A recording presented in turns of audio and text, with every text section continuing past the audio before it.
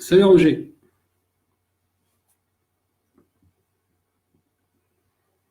Martine, bonsoir. Bonsoir à tous ceux qui se connectent que je ne vois pas. Salut Muriel. Jocelyne. Salut tout le monde.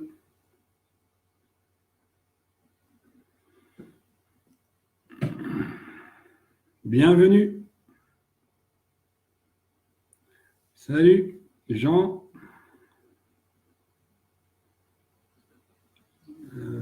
Francine, Elifort, ok, des personnes que je n'ai pas forcément vues. Merci Martine, bonsoir, bienvenue à tout le monde.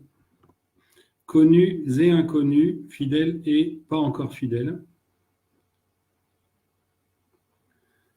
Curieux et moins curieux. J'en passe et les meilleurs. J'espère que vous êtes venus avec des esprits ouverts. Bonsoir Sandrine.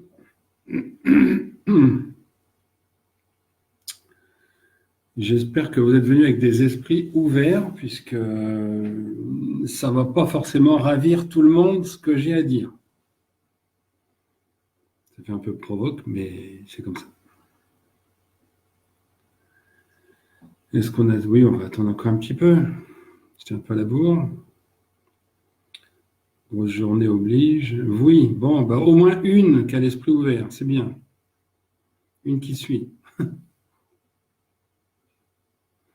Non, il faut, parce que l'esprit ouvert, bon, il y a encore l'histoire templière, encore, bon, elle commence à avoir fait le tour, mais ce qui se passe avec les Égyptiens, les Grecs, et puis donc, ben, conséquemment, ce qui se passe aujourd'hui qui est directement lié, c'est on ne peut pas venir avec ses croyances limitées, ses lectures de bouquins d'histoire complètement tronqués. Salut Sébastien.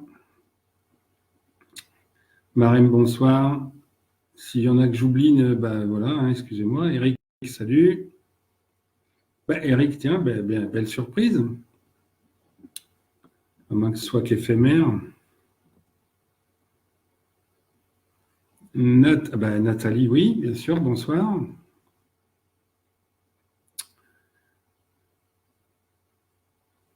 Pas de notification? Ouais, écoute, j'ai fait comme d'habitude pourtant. Oui, Eric, tant mieux, écoute, c'est pas plus mal, autant le faire en direct. Hein. Marème. Oui, non, pas de notification, je ne sais pas, c'est oui, peut-être curieux. Je me pose plus. Enfin, il y a certaines questions que je me pose plus. Hein. Après, on essaye, on voit si ça marche. Hein. En espérant que vous soyez aussi nombreux que la dernière fois, que la semaine dernière. Isabelle, bonsoir. Allez, on va attendre encore quelques minutes avant de rentrer dans le vif du sujet. Après une journée extrêmement chargée. Ceux qui me connaissent, ne me dites pas que je suis fatigué. Oui, ce soir aussi, oui. Bonsoir Carole. Marème 2 fois sur 2 comptes peut-être. Donc, vous avez aperçu... Oui, le principal, c'est d'être là, de toute façon. C'est d'écouter, d'entendre si possible, de partager dans la mesure du possible, suivant l'intérêt que vous y trouvez pour vous et ce que vous pensez être utile pour les autres, sachant que il y en a certainement ce soir qui vont m'en vouloir et qui vont m'insulter dans la soirée ou demain ou dans les jours qui viennent. Parce que, bien évidemment, je ne suis pas là pour dire les choses, pour caresser dans le sens du poil et dire comme les historiens dans les bouquins.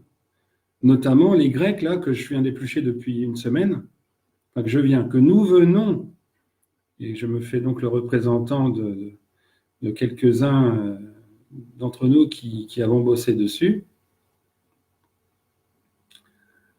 Alors, Élie fort. Autant ne pas commencer. Oui, voilà, garder l'esprit ouvert. Hein, plutôt que d'écrire des choses sorties de nulle part, avec déjà des références à la maçonnerie qui est une hérésie pure, autant attendre ce que j'ai à dire. Je le dis aussi pour tous ceux qui sont là dès maintenant, et bon, ceux qui rejoindront le comprendront, j'aurai l'occasion de le redire. Ça ne sert à rien d'aller chercher à contredire avec une argumentation précise, machin. On est en phase de recherche, de découverte, de compréhension du système, de choses qui déconnent depuis 9000 ans, 9500 ans même exactement. Tout ce qui est écrit est faux, a été tronqué, truqué, aménagé, falsifié, travesti, c'est le mot du jour d'ailleurs, enfin c'est l'un des mots du jour par rapport à l'Eurovision. Il y a plein de choses qui ont été déformées, amplifiées. Donc ne venez pas avec vos remarques des bouquins ou de je ne sais quels ésotéristes à 2 balles. Ce que je dis ne vaut peut-être rien, mais ça fait partie de recherches pures et sans croyance limitante à ce qu'on lit dans des bouquins parce que ça nous plaît, le truc nous parle, donc c'est bien. Non, on ne s'est pas arrêté à ça. Vous verrez que, notamment sur les Grecs, et vous allez comprendre du coup, comme la dernière vidéo la semaine dernière, je dis, vous allez comprendre plutôt vers la fin, bien sûr, par rapport à l'actualité, pourquoi, comment ça colle merveilleusement bien. Pourquoi tous ces mensonges, finalement, nous amènent aujourd'hui à comprendre d'autant mieux comment ils sont faits, de quoi ils retournent. Puisqu'on obtient aussi des... Salut Corinne, salut, bonsoir Pascal aussi. Donc, ça ne sert à rien de m'opposer des textes existants, puisque tout est à refaire. Hein, donc, je dis ça par rapport à la première remarque d'Élie. Je veux bien entendre, je veux bien lire, mais ce soir, merci de juste d'écouter. Quelques remarques sont les bienvenues, mais inutile de chercher à contredire ce soir. Ça n'est pas vraiment un débat. Je vous présente le fruit de recherche concernant notamment les Grecs et les Égyptiens. Le reste, ce sont aussi des recherches, mais aussi une autre analyse des choses, un puzzle qui est fait autrement que nos foutus historiens, qui ont toujours été manipulés par une caste qui est aujourd'hui au pouvoir, qui est toujours au pouvoir aujourd'hui, après 9000 ans de mensonges. Parce que justement, le mensonge les a maintenus au pouvoir. Donc, c'est un peu le... Salut Pascal. Bonsoir Francis. Oui, Sébastien. Oui, un petit peu, voilà le petit clin d'œil, l'Eurovision, mais peut-être j'aurai le temps d'en parler à la fin. Le programme est très chargé, surtout si je dérive un tout petit peu, il est très, très chargé.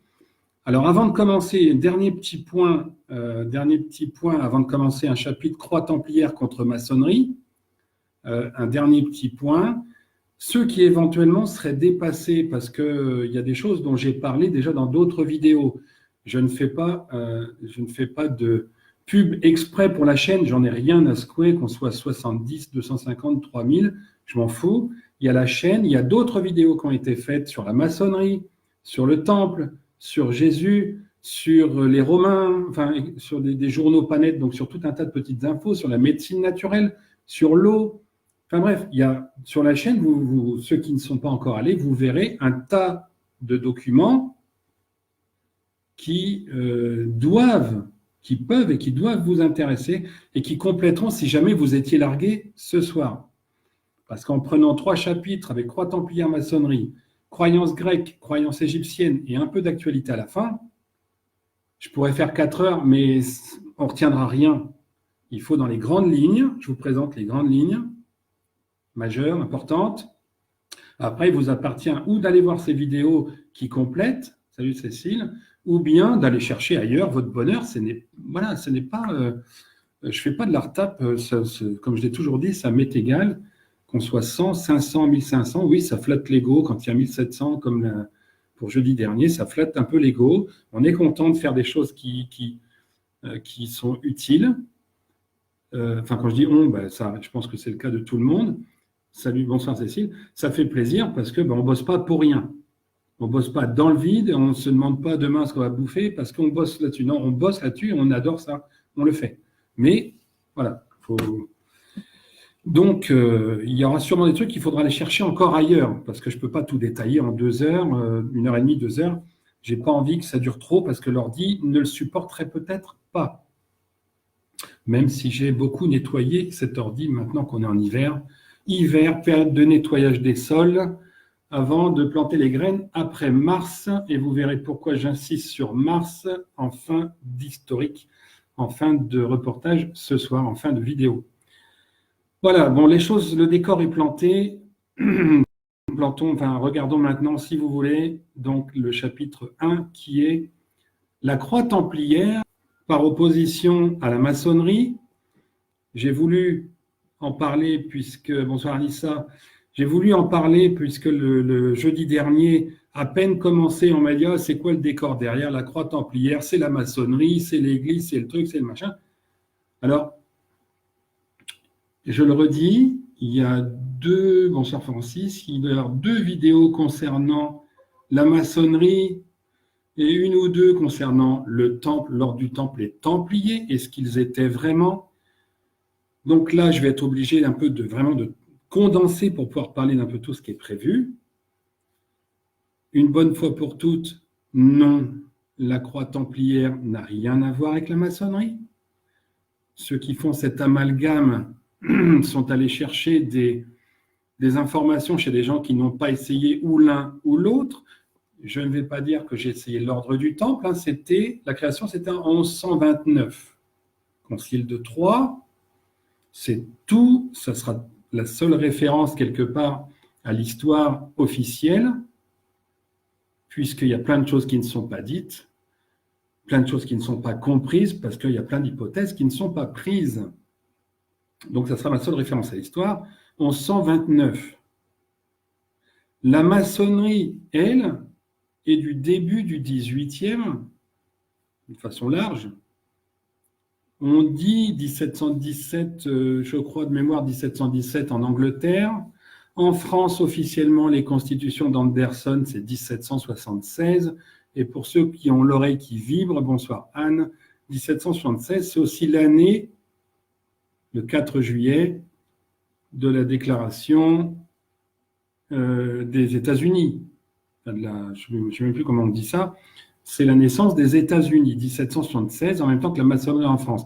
Je l'ai dit dans les vidéos précédentes, il y a de quoi déjà tilter quand les deux sont faits en même temps, la même année. Donc on a 2 associations bien distinctes, nées officiellement à des dates différentes. Alors certes, le mensonge maçonnique, salut Jérôme, le mensonge maçonnique consiste chez certains à affirmer qu'ils sont les héritiers des Égyptiens, avant même les Templiers, mais même avant les Égyptiens. Le mensonge maçonnique repose aussi sur le prieuré de Sion. Et ça, j'en parle dans une des vidéos, que c'est peut-être pas jeudi dernier, mais un peu avant, par rapport donc à ce qu'on a découvert des états civils égyptiens et des dieux qui n'en sont pas. Et je vais en reparler un peu après, donc je ne vais pas m'étendre tout de suite là-dessus. Des dieux qui n'en sont pas. Ça repose donc dans un premier temps déjà dans le prieuré de Sion. Salut Christophe, des matins. Et le prieuré de Sion, donc je le rappelle, Sion, alors je prends mes dates d'état civil. Sion, ce sont donc les initiales de... Alors, je me suis trompé de côté de page.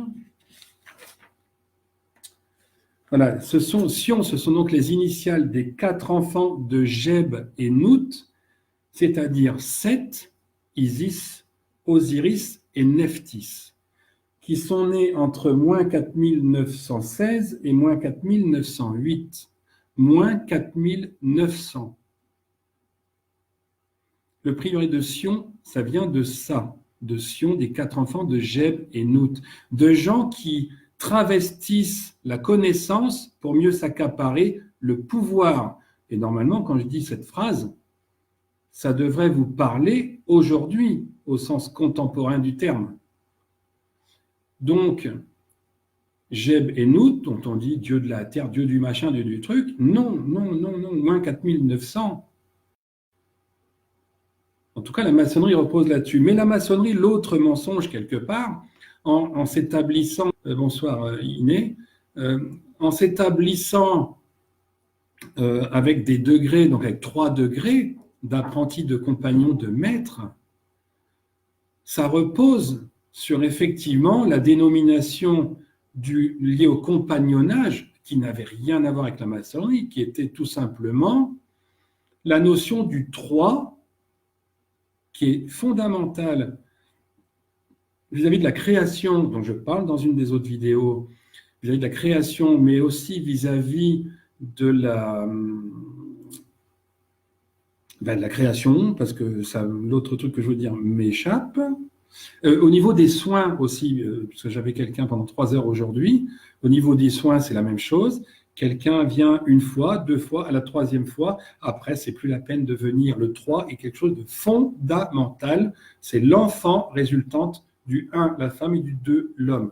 Donc le 3 est très important. Les 3 degrés, ça vient de là. Une fois au 3, on a donné naissance. Les 3 degrés égyptiens, il y a donc 2 fois 3 degrés en Égypte. Il y avait les ouvriers, les compagnons, il y avait donc des apprentis, il y avait des compagnons, il y avait des maîtres, mais les maîtres tailleurs de pierre, les maîtres maçons, enfin, ce genre de terme que l'on retrouve en compagnonnage, qui n'a rien à voir avec la maçonnerie, qui est venue au 18e.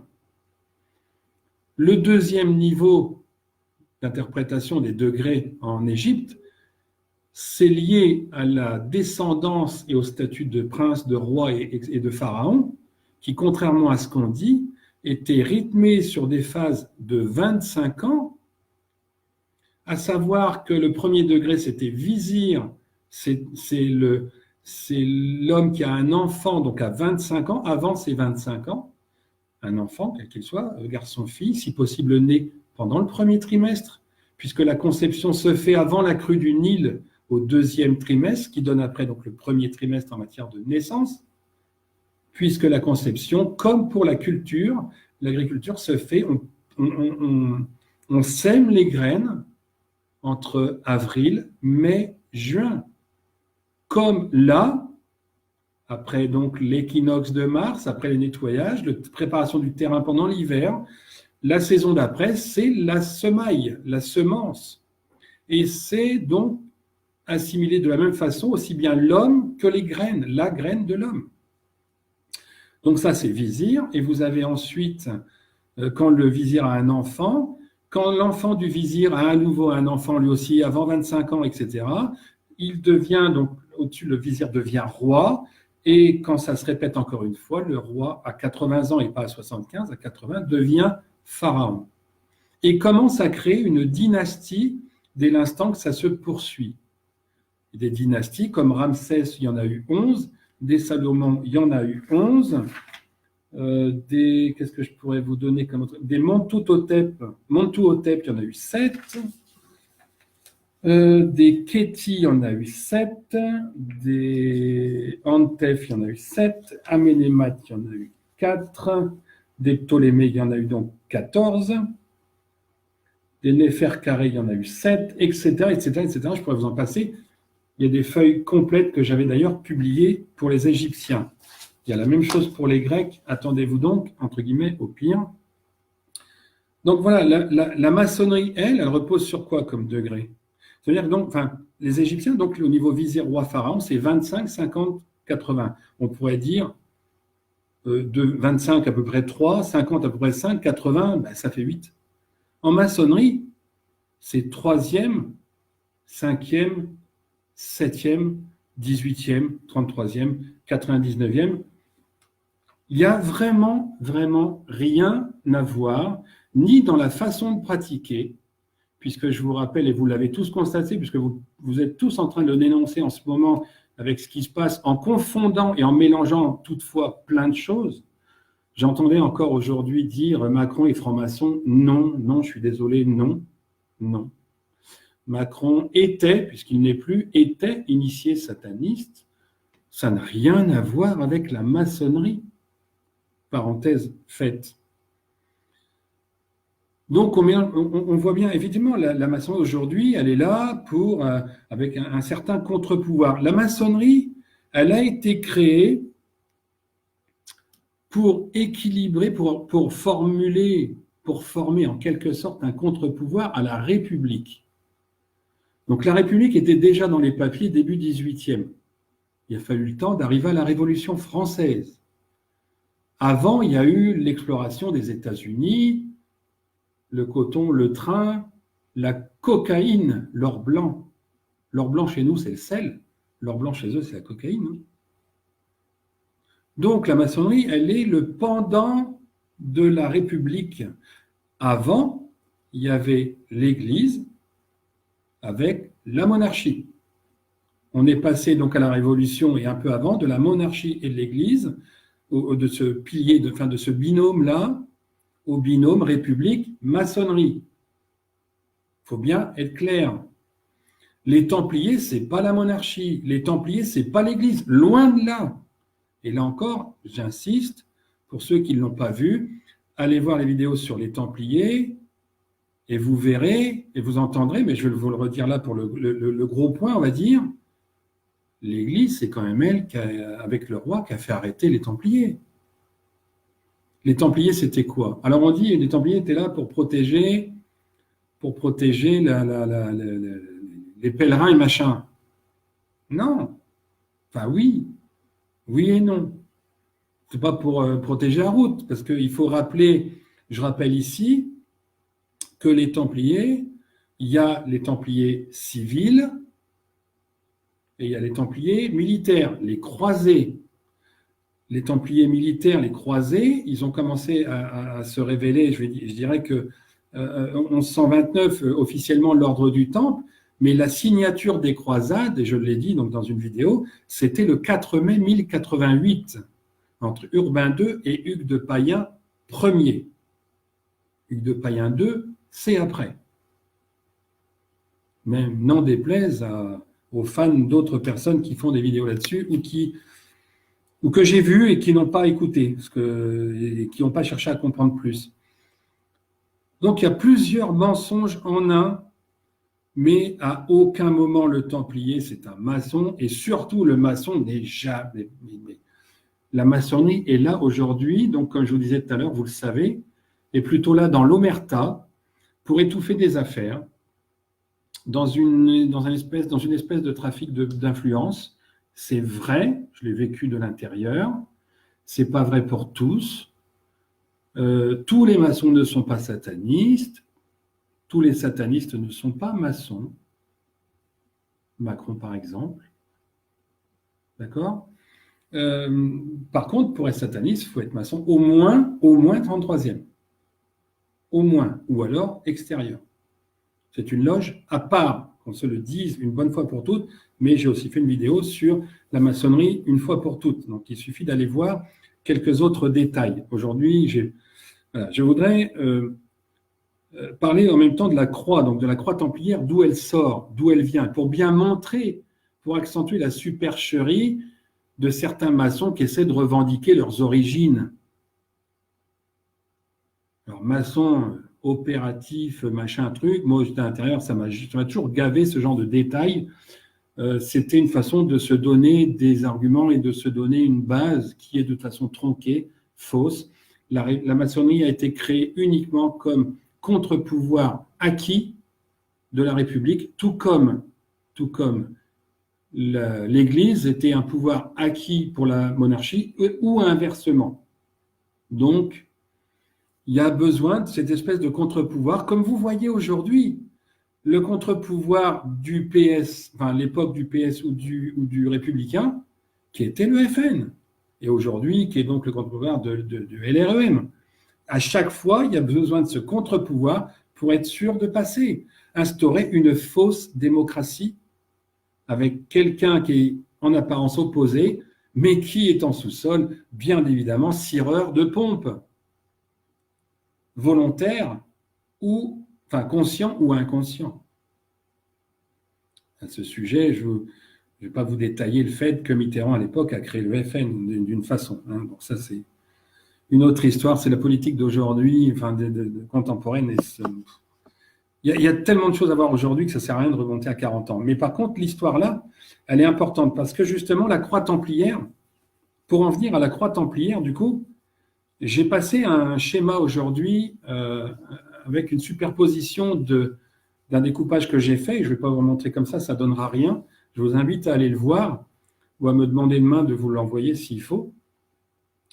Où on aperçoit une croix templière avec...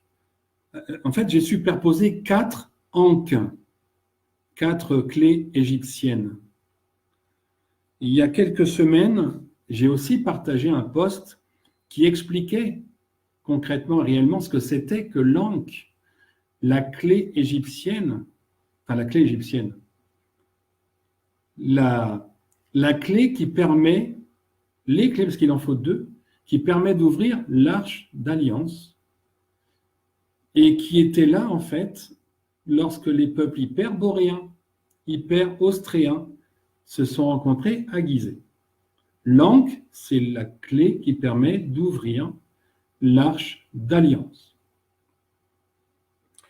Et l'ankh, pourquoi c'est un symbole fort? Parce que là encore, personne ne l'a décrypté. Pourtant, bon, enfin, bref, comme c'est le moment, c'est le moment.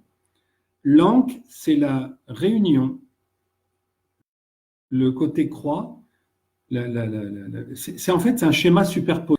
La croix, c'est un quart de la constellation de l'Hyper-Austrée qui s'appelle l'étoile, qui s'appelle la Croix du Sud. Regardez la constellation, la Croix du Sud, c'est une croix. C'est une croix.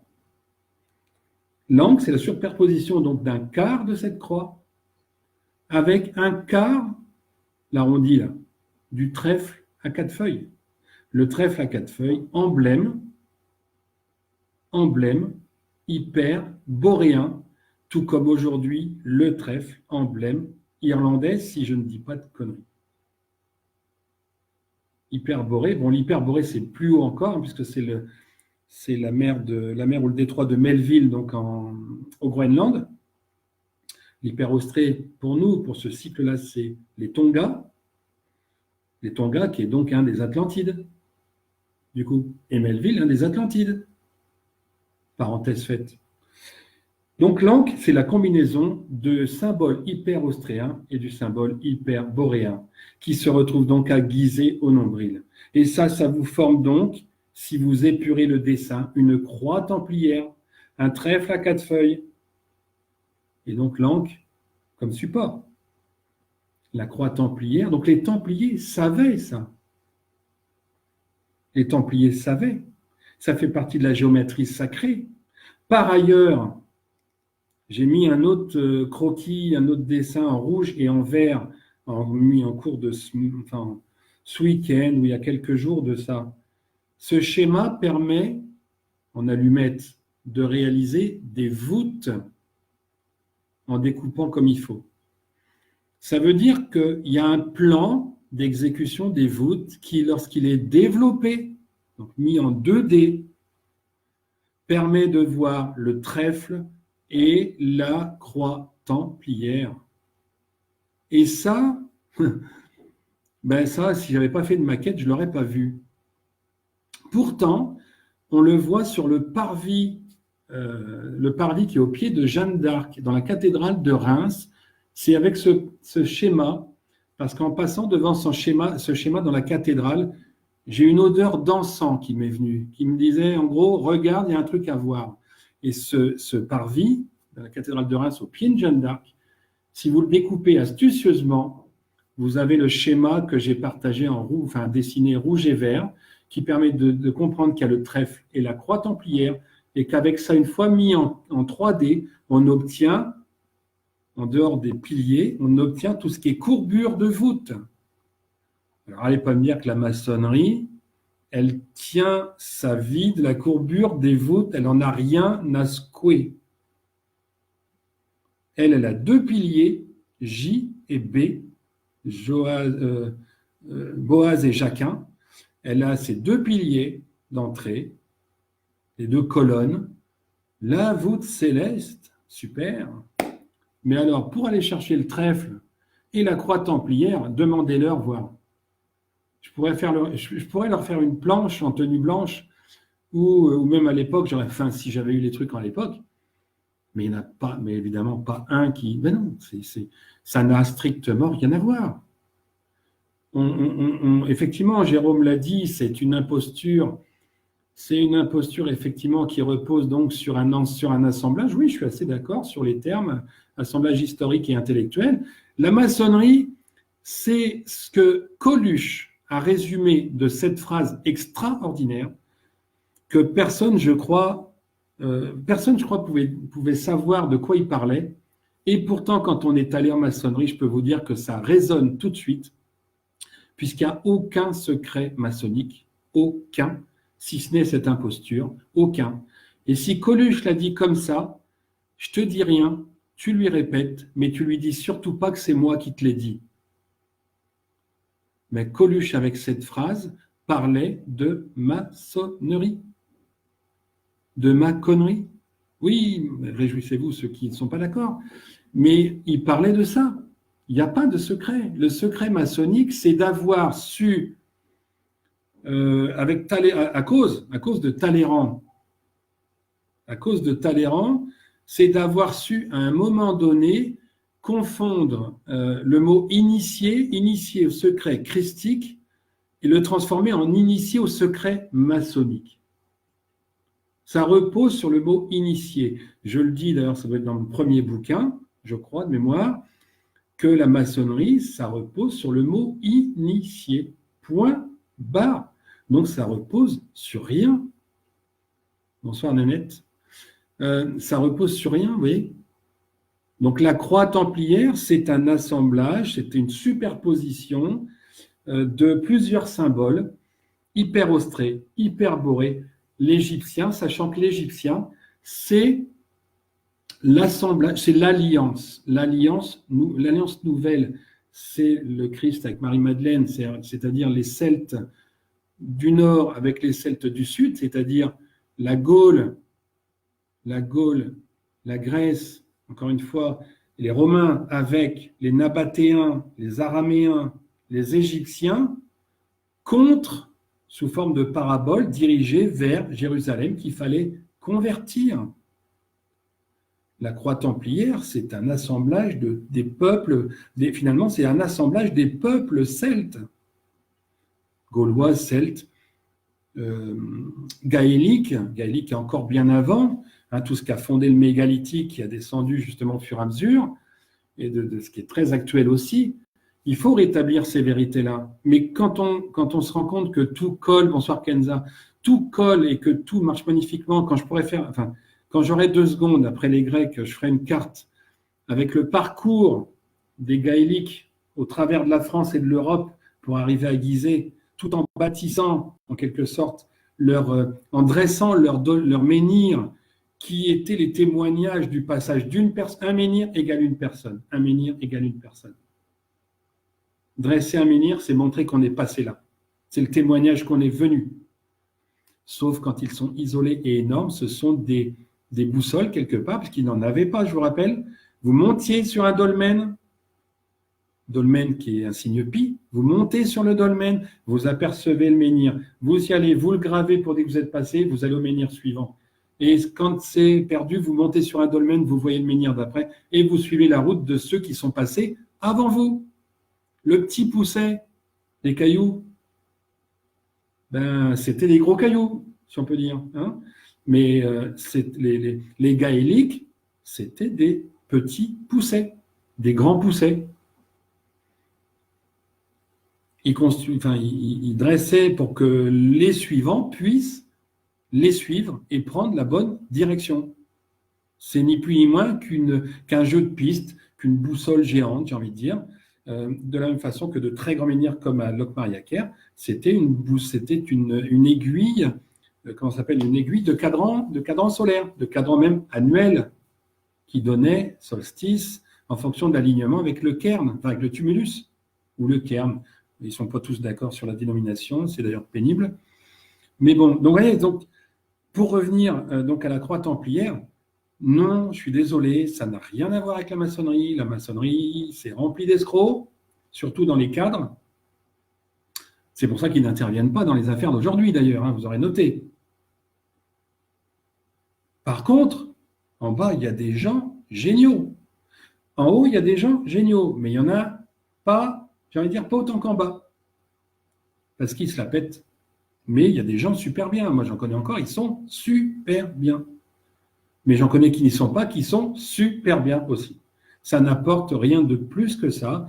Quelques trucs, parce que ne pas couper la parole, apprendre à parler aussi devant du monde, hein, parce que parler d'un sujet comme je le fais, la vidéo, à la limite, c'est facile, c'est un écran, c'est une caméra, mais 40 personnes devant, si on n'a pas l'habitude, on perd un peu ses moyens. Vous voyez, donc la caméra, déjà, c'est une chose, se voir, c'est aussi autre chose. Bon, il y a des cours pour ça, il y a des formations pour ça qui permettent de, justement, alors la maçonnerie en fait partie, c'en est une, c'est une formation sur certains points, sur l'appréhension du doute, l'utilisation du miroir, doute, miroir, et puis deux, trois notions comme ça qui sont hyper importantes et intéressantes pour se développer soi-même. Mais à un moment donné, ça bloque, parce que comme dans toute société, c'est vrai, dans les sociétés du CAC 40, quand vous bossez dans une société du CAC 40, quand vous êtes arrivé à un niveau conducteur d'opération, directeur d'opération, ou je ne sais quoi, il y a de toute façon, en haut de cette pyramide, le pyramidion qui est pas interchangeable. Ils iront jusqu'à 95 balais s'il faut, ils veulent garder leur place. En maçonnerie, c'est pareil, ni plus ni moins. Donc voilà. Alors en conclusion, la franc-maçonnerie, ça a été plutôt une quête du pouvoir, d'une façon ou d'une autre, grâce à la République, parce que c'est la République qui l'a créée quand même. Hein. Ce n'est pas la maçonnerie qui a créé la République, c'est la République qui a créé la maçonnerie pour pouvoir exister. Et ceux qui ont installé le dieu argent, qui a installé la République, s'appellent Rockefeller et Rothschild. Gardez-le en tête pour tout à l'heure, pour ceux qui ne sont jamais venus encore. Gardez-le en tête, même si vous le savez, machin, il y a tout ça. Mais c'est très très fin. Ce qui a été fait, c'est très très fin. Donc la FM, c'est plutôt quête du pouvoir et du coup mensonge, parce que le pouvoir, c'est la privation de la connaissance au peuple. Et la privation de la connaissance, ça donne le pouvoir, mais du coup, ça passe par le mensonge. Les mensonges de l'histoire viennent de ça. Viennent de ce mensonge judaïque depuis très très longtemps, entre donc Sion, le temple de Salomon, qui était en moins 7420, qui a démarré le 15 juin moins 7429, lorsque Salomé a su qu'elle avait une fille après avoir eu un garçon. Garçon-fille, premier pharaon, premier roi, reine d'Égypte, Haute-Égypte, Basse-Égypte. Le mensonge suivant, c'est Sion. Le mensonge d'après, c'est Moïse, parce que Moïse, c'est le premier finalement à avoir créé quelque part Israël, et non pas Salomon, Moïse, qui a été viré parce qu'on lui a volé l'Arche d'Alliance en moins 2900. En moins 2900, je me l'étais noté, mais je ne l'ai... Si j'allais vous en parler, en moins 1949. Ensuite, le mensonge, c'est l'assassinat du père biologique du Christ et le vol de l'Arche d'Alliance, encore une fois. Le mensonge d'après, c'est la Bible. Le mensonge d'après, Templier, non, parce que justement, et je vais conclure là-dessus, donc je ne le dis pas tout de suite, non, mais ensuite, le mensonge judaïque, ou juif, ou hébreu, ou ce que vous voulez, ou sioniste, pour ce qui est d'aujourd'hui, c'est l'instauration du dieu argent, et c'est la fabrication de l'antisémitisme que l'on connaît aujourd'hui. C'est eux-mêmes qui l'ont fait, enfin les sionistes qui l'ont fait. Donc, il est récurrent, et c'est pour ça que dans l'Ancien Testament, il est dit qu'ils n'auront jamais de territoire, parce qu'à chaque fois, il y a le mensonge. En conclusion, concernant la croix templière et les Templiers, il y a quelque chose... On est toujours en train de dire des Templiers qu'ils étaient dans la quête du Graal. Est-ce que vous... salut Isa, Valérie, je n'ai pas salué non plus, Valérie Isa.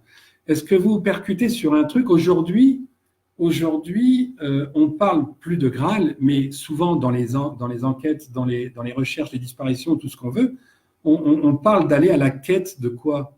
À la quête de la vérité. Voilà. Pourquoi le Graal, ça serait un coffre de pièces d'or? Ça serait des lingots d'or? Oui, il y a des lingots d'or. Oui, il y a des pièces d'or. Oui, il y a un ensemble inimaginable de nécropoles princières, seigneuriales, dans tous les villages.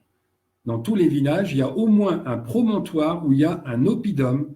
Cet oppidum a connu le néolithique, mais a connu plus tard aussi, a vu plus tard être enfoui ou caché ou enfoui le corps des seigneurs locaux d'époque médiévale.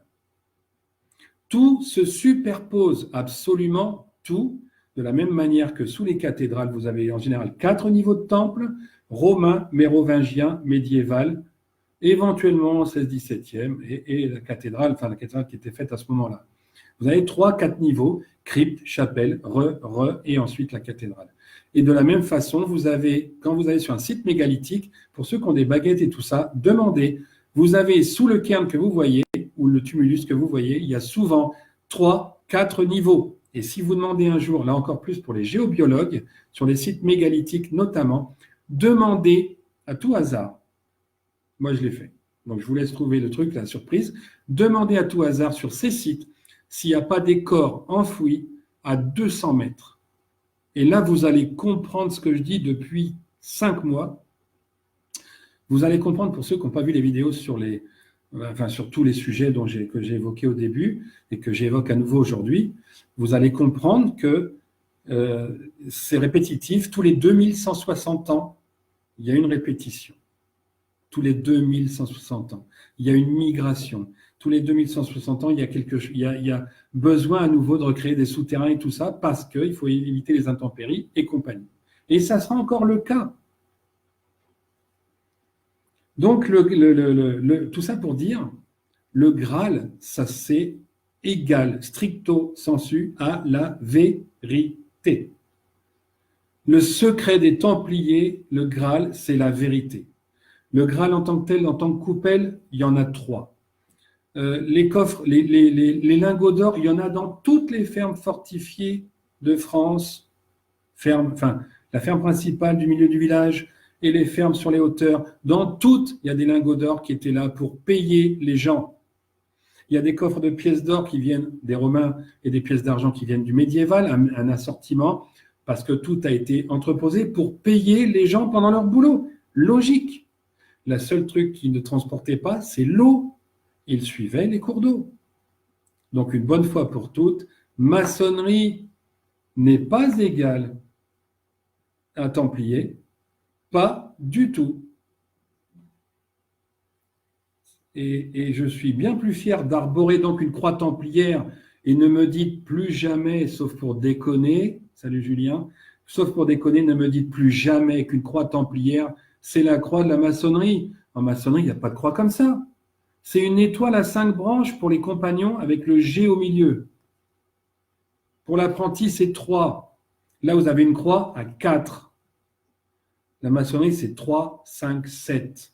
Avec un tablier blanc déplié, apprenti, plié, compagnon, et un tablier décoré, plié, comme maître. La croix, c'est 4. La maçonnerie, c'est 3, 5, 7. Et d'ailleurs, le 3, 5, 7 déconne. Quand on reprend le vizir roi pharaon d'Égypte, si on dit 25, admettons que ce soit le 30, si on a arrondi en partie entière divisé par 10, par une partie entière, machin, 3, 5, 8, ça correspond à une séquence à la suite de Fibonacci. Mais le maçon 3, 5, 7, absolument que dalle. La Fibonacci, c'est 1, 2, 3, 5, 8, 13, 21, 34, etc., etc.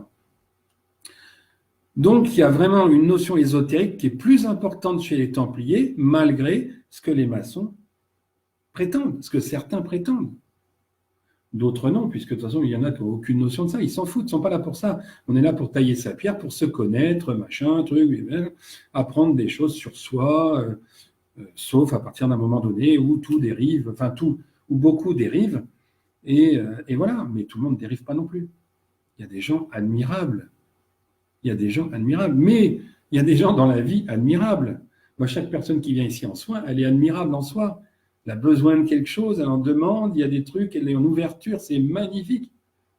Voilà, donc ne me faites plus, enfin, toi, essayez avec moi, plus jamais d'amalgame entre croix templière et il n'y a pas de croix en maçonnerie. Alors, je ne sais pas d'où ça vous vient, mais il n'y a pas de croix en maçonnerie. Ah, peut-être avec la Bible est fausse. La Bible, elle est archi fausse. Donc non, non. Voilà donc pour ce qui est de ce paragraphe templier maçon, en espérant que ça réponde aux personnes qui avaient fait des remarques la dernière fois et à ceux qui sont là ce soir, qui éventuellement feraient encore l'amalgame. Ça n'est pas du tout pareil. Pas du tout. Même si il y a des beaux séants, donc le drapeau noir, blanc, et rouge, qui sont des couleurs reprises par la maçonnerie. Et là aussi, j'ai fait une ou deux vidéos, voire plus, sur le symbolisme, sur la symbolique. Alors, il y a les vidéos symboliques sur les paraboles du Christ, il y a des vidéos sur la symbolique générale, sur le Baphomet, sur le 999 à l'envers, sur un certain nombre de trucs comme ça, où déjà on évoque la chose, et où on évoque, et où je le dis, un symbole n'appartient à personne. Je glisse une parenthèse à ce sujet, parce que ça me vient et je pense qu'il faut le dire d'une bonne fois pour toutes. Et sans commentaire, s'il vous plaît, parce que j'aimerais enchaîner sur la suite, mais je veux faire la parenthèse à propos de symbolisme et de cette puce sur la gorge de la carte d'identité. Cette puce n'est pas là, comme vous le croyez, pour le chakra, le machin. Elle est là pour que les éveillés comme nous, aujourd'hui, comprenions que le sosie présidentiel a une puce, un implant là, sur les cordes vocales, pour le clonage vocal. Elle est là pour qu'on comprenne ça, parce que c'est un symbole. Et un symbole, on l'explique à sa manière, on essaye de trouver des solutions, mais il y a toujours deux explications. Une basique, machin. Là, non, elle est là pour qu'on comprenne qu'il y a bien un clonage vocal, et je vous en reparle à la fin, parce que je vous dirai en même temps qui est ce sosie. L'exclu du soir, qui est ce sosie? Nom de famille, prénom, date de naissance, lieu de naissance.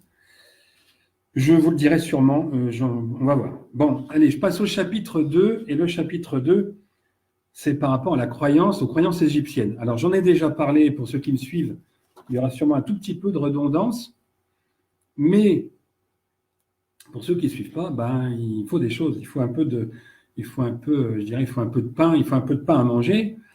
Donc, la croyance égyptienne, religion, donc a priori, religion polythéiste, a priori, il y a plein de dieux de partout, Osiris, Thoth, Horus, machin, sont tous des dieux.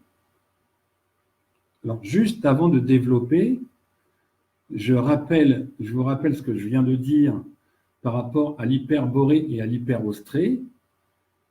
97 personnes montées d'hyperostrée, 68 personnes descendues d'hyperborée se sont rencontrées sur le plateau de Gizeh. Sorties en boîte, machin. Alors pas partout comme en satanisme, hein. Sorties en boîte, non, j'exagère.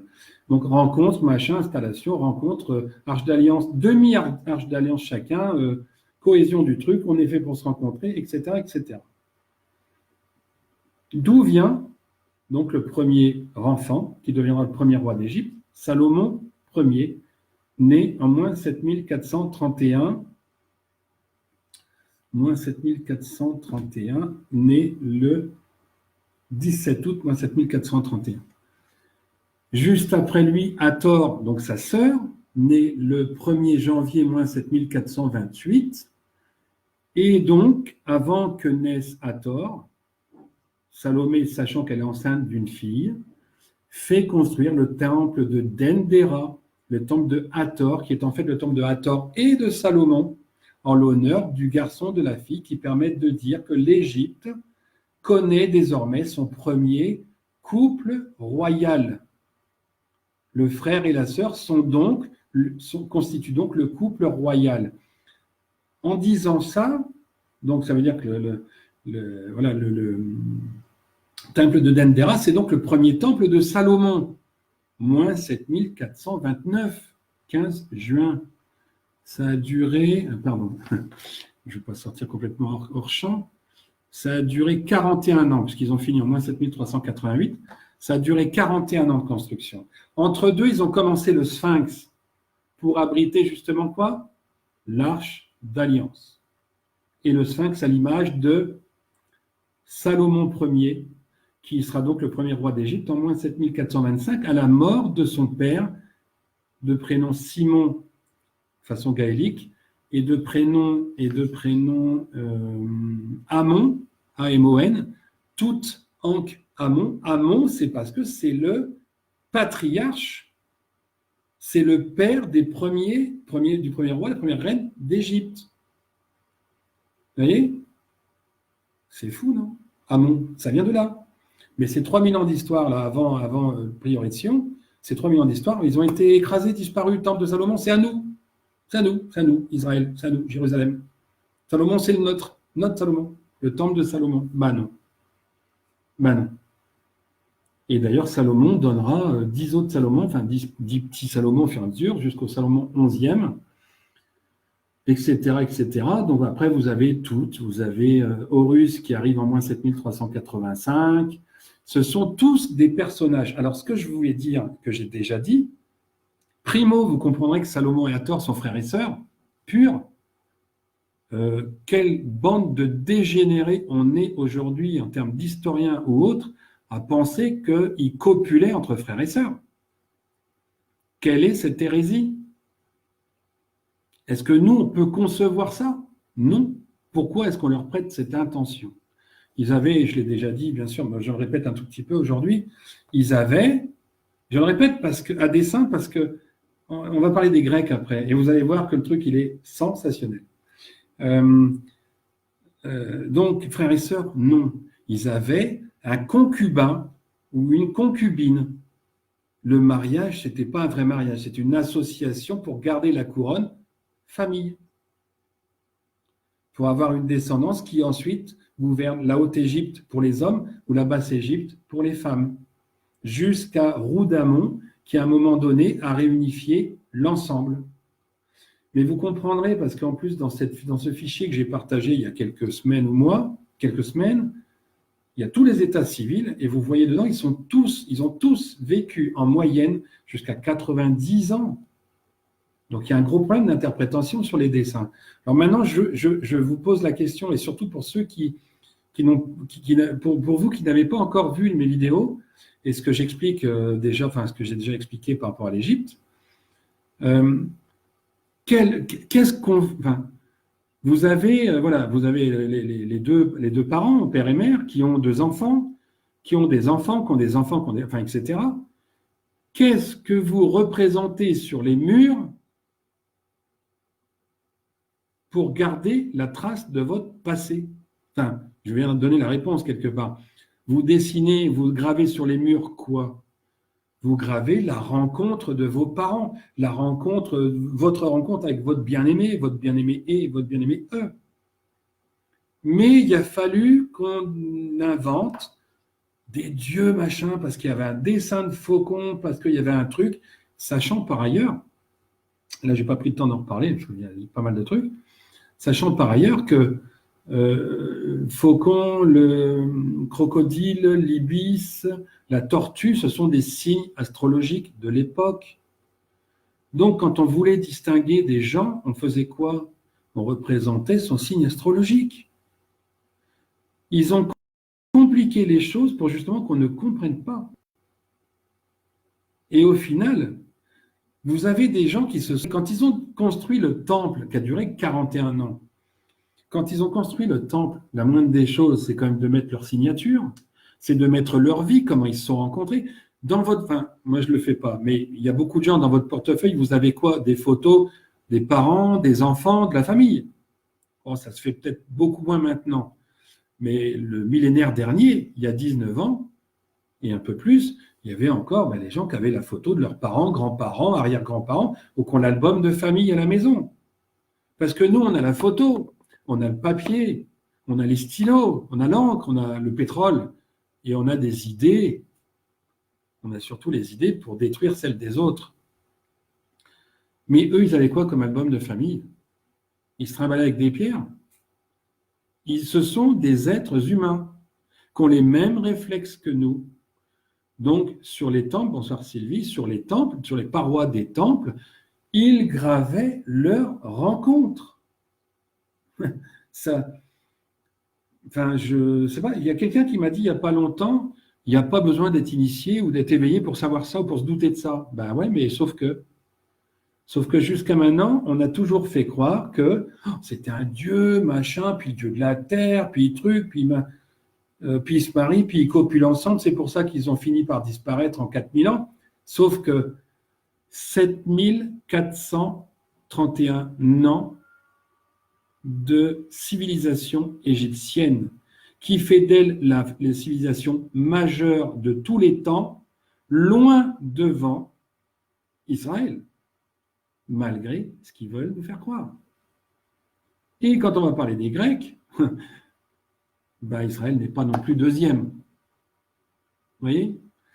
Donc, il n'y a pas d'inceste, vous avez compris, Salomon a tort, le premier temple de Salomon, et à tort, et non pas à travers, ça c'est l'autre côté, ça.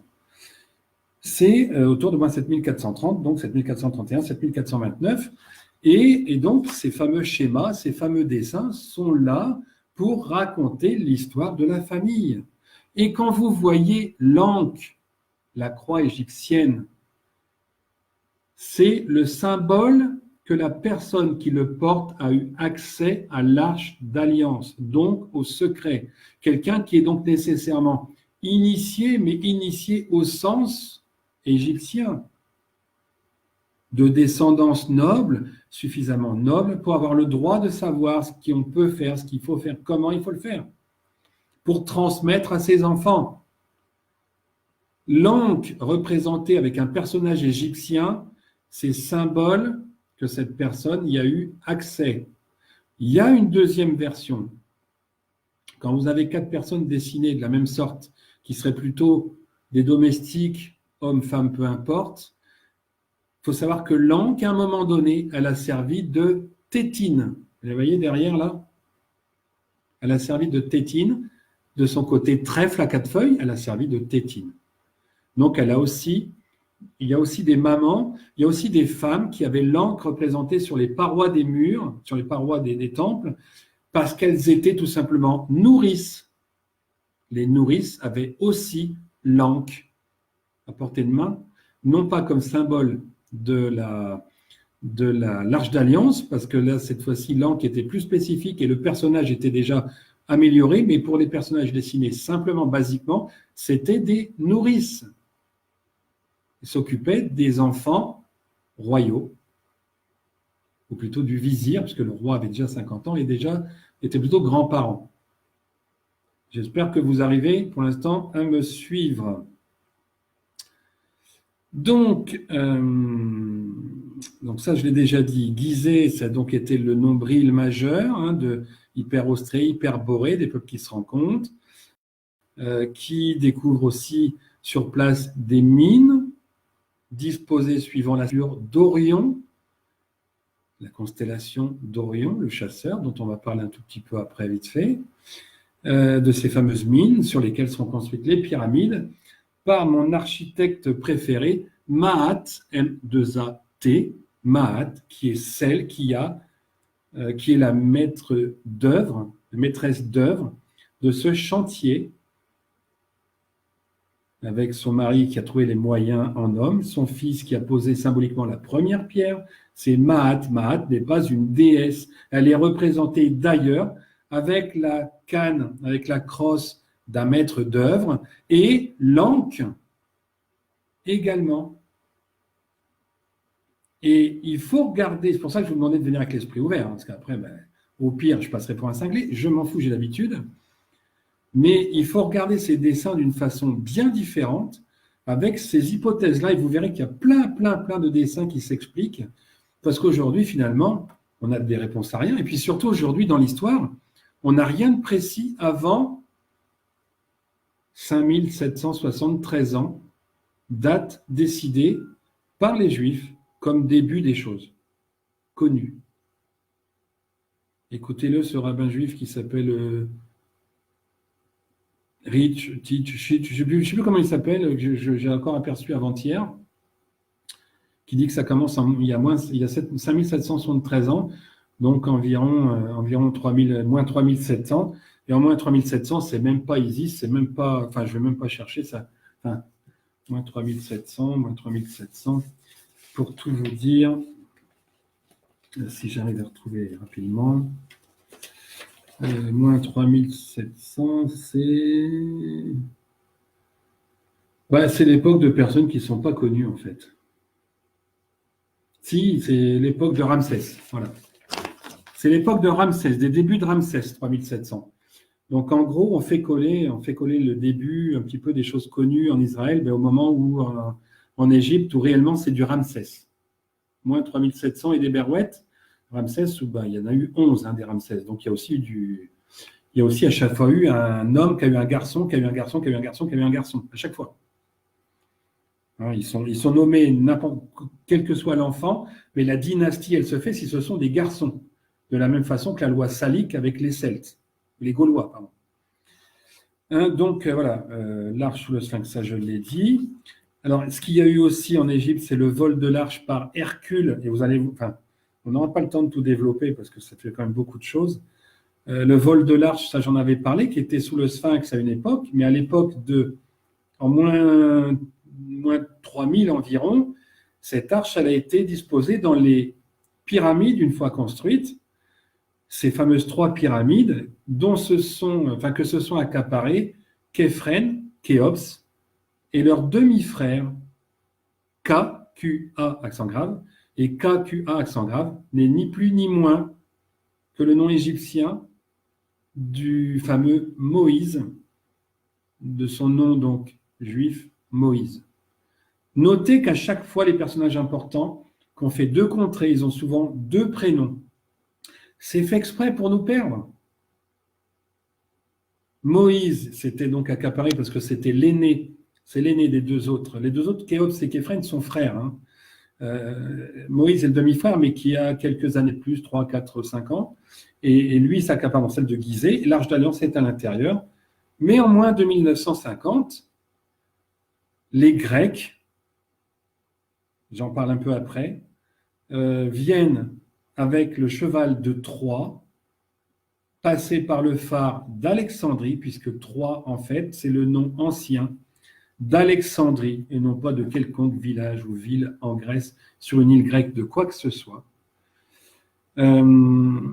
C'est donc le cheval de Troie, c'est pour aller au phare d'Alexandrie, pour aller en hauteur. Et je le répète, là aussi je l'ai dit en vidéo, le cheval de Troie, si vous regardez ce qu'on nous représente comme muraille dans n'importe quelle cité antique, la hauteur de la porte ne permettait pas de passer le cheval.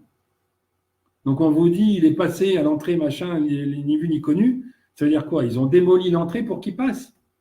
Non, il est passé par le phare d'Alexandrie, le monument qui est à l'entrée de la forteresse, qui borde la forteresse, qui est une des tours de la forteresse, qui encadrait donc Troie, Alexandrie, avant qu'Alexandre le Grand vienne reconstruire, bien plus tard, 2500 ans plus tard, et ce cheval de Troie a permis de rentrer par le phare d'Alexandrie, en Égypte. Le cheval de Troie en moins 2950, et en moins 2949, vous avez donc Hercule, qui vient prendre l'arche d'alliance qui était planquée dans la pyramide de Gizeh à Moïse, qui fait que Moïse sera expulsé plus tard, enfin très très rapidement expulsé, devra marcher pour aller chercher ce qu'il a perdu, et il atterrira donc sur ce territoire qu'est Israël, Palestine, mélange aujourd'hui, des frontières bien évidemment forcément différentes d'aujourd'hui, avec 2 peuples déjà en place distincts. Il les a unifiés sur le moment, mais voilà comment commence Israël, Jérusalem, par Moïse, expulsé parce qu'il s'est fait voler l'Arche d'Alliance par Hercule.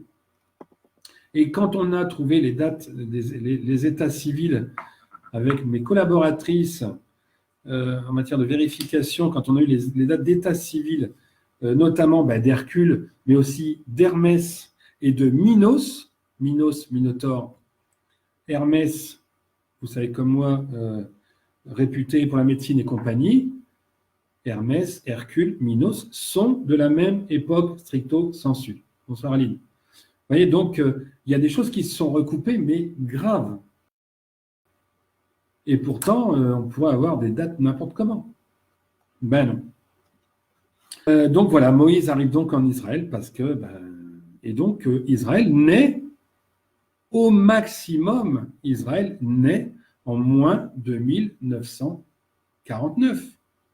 Plus quelques années, le temps pour Moïse d'arriver sur le territoire. J'en saurai plus quand j'étudierai cette période entre moins 3000 et 0, enfin, et moins 700, parce qu'autour de 700, on sait à peu près avec les Babyloniens qui ont expulsé les Juifs aussi, on sait à peu près ce qu'il y a eu entre moins 700 et 0, mais entre moins 3000 et moins 700, il y a l'histoire d'avoir un peu les noms. Aaron, enfin tous ces noms de soi-disant de prophètes et compagnie, de rabbins juifs, savoir un peu comment ça s'est passé. Qui a rejoint qui les Cananéens et les autres peuples. Pour l'instant, les Égyptiens, Grecs. Hein. Mais vous voyez bien que c'est moins 3000, enfin moins 2949. Au mieux, moins 2949, Moïse s'en va d'Égypte, chassé. Ou orgueilleux qui s'en va. Je n'ai pas encore tout à fait les détails. On est loin des moins 7431 Égyptiens. Ça fait 4500 ans. Bon, j'espère que vous avez entendu avec vos esprits ouverts. Je passe au chapitre 3, la Grèce antique. Et la Grèce antique, et là encore, alors, même si Hercule a donc volé l'Arche d'Alliance en moins de 1949, la Grèce existe déjà. À ce moment-là, date d'état civil à l'appui, et ces dates d'état civil nous ont montré des trucs assez incroyables, là encore par rapport aux dieux. Gaïa, c'est la déesse de la terre. Mais quand j'ai su qu'il y avait une date de naissance, j'ai dit, mais c'est quoi ce bins? Mais les dates de naissance des autres, donc de Zeus, de Hestia, de Hermès, de Hadès, de Dionysos, Déméter, Athéna, Artémis, Arès, Apollon, Aphrodite, pour ne parler que des divinités soi-disant olympiennes. Alors, Olympe, effectivement, c'est le point de rencontre initial. Quand j'ai eu ces dates de naissance, en fait, les premiers que j'obtiens sont nés en moins 5050. J'ai un moins 5057, qui est donc chaos. Parce que la mythologie grecque le raconte très bien. Chaos, tout vient du chaos. Et en l'occurrence, chaos, c'est le premier à arriver en Grèce. Alors vous allez me dire, d'où il vient? De la même façon, il vient d'Hyperborée ou d'Hyperostrée. Je n'ai pas eu le temps de faire le détail par rapport aux 15-20 premiers personnages qui venaient du nord, qui venaient du sud. Parce que là encore, la Grèce, Olympe, c'est un point de rencontre Hyperborée, Hyperostrée. Donc là encore, un nombre de personnes qui descendent d'Hyperborée, un nombre de personnes qui montent d'Hyperostrée, ils ne viennent pas d'Égypte. C'est un flux migratoire dans les 2160, 2200, 2300 ans. C'est un autre flux, puisqu'il y en a un tous les 2160 ans à peu près, je vous l'ai dit. Tout ça, ça sera revérifié, appuyé et réexpliqué ou présenté à nouveau une autre fois. Vous avez donc un certain nombre qui arrivent du nord, un certain nombre qui arrivent du sud, et rebelote, disent de der, un oppidum, si on peut dire ça comme ça à l'époque, un oppidum sur le mont Olympe. Un premier oppidum sur le mont Olympe, moins 5030 environ, parce que les moins 5050, c'est leur naissance, mais ils arrivent à 20-25 ans sur place, donc aux alentours de moins 5030. Et c'est pour ça d'ailleurs qu'on obtient pour Gaïa, ceux que ça intéresse, Gaïa, où est-ce qu'elle est? Bonne question, où est-ce qu'elle est cachée? Elle est là, Gaïa. On obtient une date de naissance pour Gaïa au 27 janvier, moins 5033. Gaïa se trouve donc être, et d'ailleurs Ouranos qu'on présente comme son mari cannibale ou je ne sais pas quoi, en fait Ouranos c'est son frère. Et c'est en l'occurrence comme pour les Égyptiens, c'est pas un couple royal parce qu'en Grèce c'était pas forcément des rois, mais c'est le couple dominant Gaïa, Ouranos, moins 5033 et bon, de toute façon, je publie, et Uranus moins 5036, 25 mars. Donc, ce sont les deux premiers, ce sont en fait, c'est le patriarche et la matriarche du système grec, moins 5036, moins 5033. Voilà les dates de départ, les premiers dominants, parce que je ne suis pas sûr qu'on puisse dire roi, on pourrait dire, bon, admettons qu'on dise roi et reine, mais patriarche et matriarche. Ce sont eux les deux premiers. Par contre, la mythologie grecque, comme elle est articulée, n'est pas trop mal articulée, puisqu'on retrouve effectivement avec les dates d'état civil les enfants, les petits-enfants. Hadès, Perséphone, Hestia, Déméter, Poséidon, Zeus, et puis j'en dois en oublier une. On retrouve Ino, Ieno dans les mots croisés, la nourrice, machin, on la retrouve bien avant qui arrivait aussi d'Hyperborée. On retrouve des personnes qu'on a dans la mythologie, mais dont on explique que ce sont des dieux. Et de la même façon, c'est pour ça que je vous disais de faire attention dans ce que je disais par rapport à l'Égypte. Là encore, on retrouve des personnages qui vont avoir tendance et envie de représenter leur famille au moment de la rencontre. D'où les mêmes symboles, d'où les alignements de certains monuments avec les solstices et compagnie, parce qu'ils sont tous païens, hyperborés, hyperostrés, et non pas juifs au milieu. Puisque je viens de vous le dire, juif, ça démarre en moins de 1949, au mieux. Si on écoute les rabbins, Moïse a marché 79 ans, sachant qu'il est mort à 96 ans, le pauvre, et qu'en 1949, il avait déjà 42 ans, si ma mémoire est bonne. Et il avait la quarantaine. Mort à 96, il reste 56, il a marché 79, mais il a beaucoup marché en rêve. Donc, vous avez la même chose en Grèce, le même fonctionnement. Et on peut me dire, on m'a dit d'ailleurs, les dates égyptiennes, ouais, tu as inventé des dates, machin. Alors, celui qui croit que je me suis amusé à remplir 450 dates d'état civil, jour, mois, année de naissance, année de décès, 4 dates, fois 400 personnes, 1600 dates, en rhabdomancie, aux baguettes, entre autres, plus les notions de mythologie et de choses comme ça, je les défie d'essayer en 5 jours, d'avoir les bonnes dates vérifiées à, on va dire, au pire à 5% d'erreur, ce qui n'est même pas le cas. Ça doit être 1% ou 2% d'erreur. Et d'erreur à 1 an ou à 1 jour près. Alors que celui qui me dise les Grecs, c'est pareil, tu t'es amusé, machin, cette liste-là, il y a 620 noms. 620 x 4, 2500.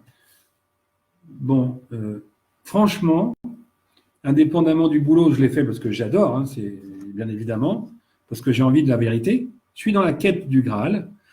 Que celui qui me dise que je me suis amusé à inventer, que j'ai inventé les dates, il n'a qu'à regarder les brouillons. Je ne sais pas si on peut les voir. On ne voit pas bien, mais bon, il n'y a qu'à regarder les brouillons. Il y a des témoins aussi. Je ne vois pas l'intérêt de s'amuser à mettre des dates comme ça, quoi. Bref, mais ça, c'est parce qu'il y a toujours des... Il y a des gens...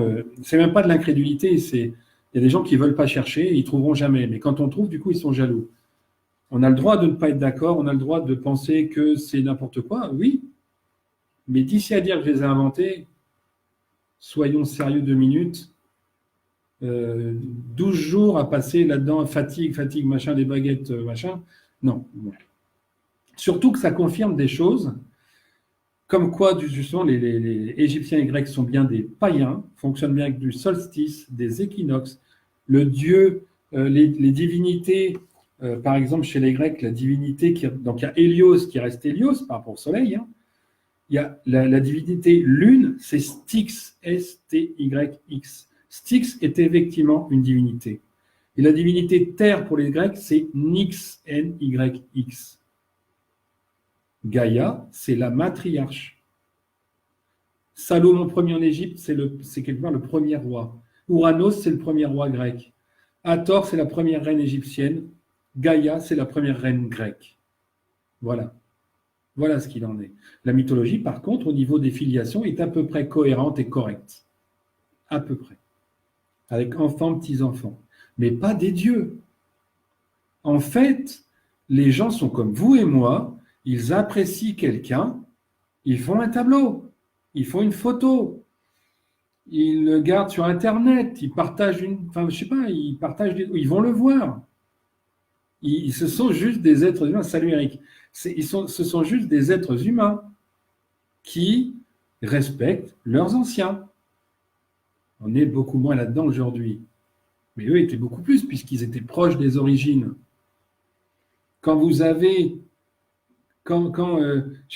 imaginez d'être dans une nouvelle civilisation, la personne qui guide cette nouvelle civilisation, vous aurez envie de collaborer, j'ai envie de dire, sous réserve que ce soit l'âge d'or, que tout soit bien, vous ferez pour cette personne soit acceptée, vénérée, respectée, dessinée, représentée un peu partout, et vous le tracerez sur les murs ou avec du charbon sur de la craie ou sur je ne sais quel arbre ou compagnie. Donc c'est ça qu'il faut comprendre. On a inventé des religions polythéistes pour légitimer la religion, la seule religion monothéiste, avec Jésus, fils de Dieu. Bon sang. Jésus, ce druide celte, fils de Dieu judaïque, juif, hébreu, comme vous voulez. Comme vous voulez, j'ai pas assez de culture par rapport aux détails entre chaque, et parce que ça m'intéresse pas. Mais on a donc retrouvé ça. Et ce qui est curieux, c'est qu'en cherchant, là encore, en cherchant donc un peu plus loin sur ces 620 noms, où on nous parle des titans, d'autres titans. Alors il y a des dates qui sont différentes ici et là. On a aussi, alors je regarde en même temps parce qu'il y a des trucs que j'ai plus forcément en tête. Alors il y a aussi le phénomène, par exemple, des Pythis. Vous savez comme moi les Pythis ce que c'est, les devineresses qui étaient consacrées normalement, qui étaient de l'époque Apollon. Apollon, on dit c'est un dieu, mais Apollon, il n'est pas né en moins 5000, il est né en moins 1811 de mémoire, 1810, 11, 13, 15, quelque chose comme ça.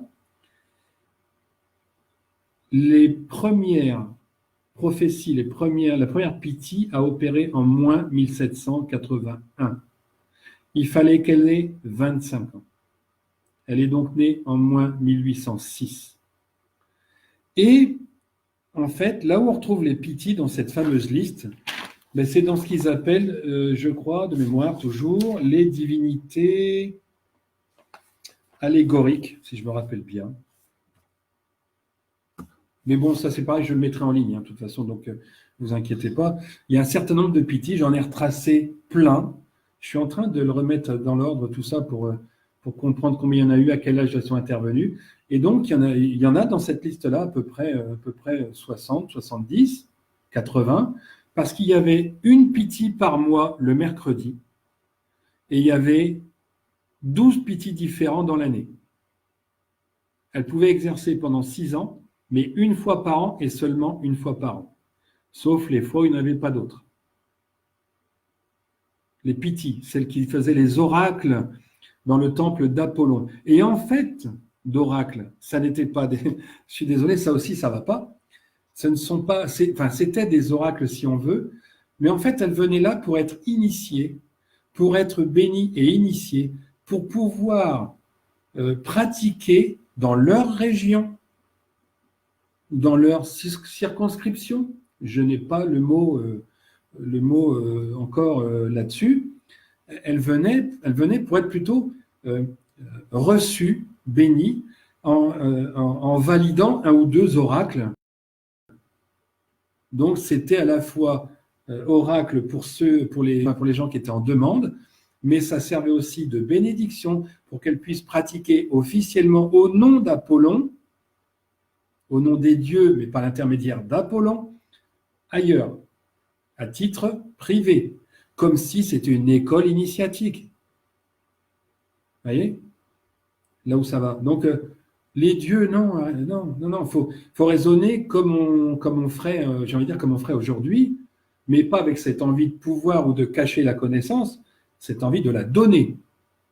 Et cette envie de rendre à la nature ce qu'elle est, et avec nos capacités les uns et les autres de médium, de voyants, de machin, de trucs, ou de scientifiques, ou de sportifs. Alors pourquoi je dis sportifs? Parce que les Grecs, donc arrivés Gaïa moins 5033, les Grecs très rapidement ont construit, alors a priori c'est pas la première, mais il faudra que je vérifie, ont construit Delphes à partir de moins 4878, et non pas moins 1000 ou je sais pas quoi, moins 2000, moins 4878. L'Acropole, ils ont commencé en moins 3897. La pierre, il est impossible de la dater. Pourquoi est-ce que nos historiens ou archéologues nous donnent des dates? Parce qu'ils ne cherchent pas au deuxième sous-sol. Parce que comme aujourd'hui, certains médiums dont j'ai partagé la page par exemple aujourd'hui, parce que certains médiums ou certaines personnes dans leur croyance de tous les jours croient à quelque chose, une fois qu'ils ont trouvé quelque chose qui le valide, ils s'arrêtent, hop, c'est bon, j'ai validé. Et la suite? Pourquoi il n'y en aurait pas? Même chose, Stonehenge, moins 8000, moins 9000 quelque chose. Aujourd'hui, ça va être moins 5 ou moins 6 parce qu'il y a des restes de bouffe. Mais 3 mètres plus profond, on n'y va pas. Pourquoi? Parce que ça remettrait tout en cause et qu'on n'a pas d'explication.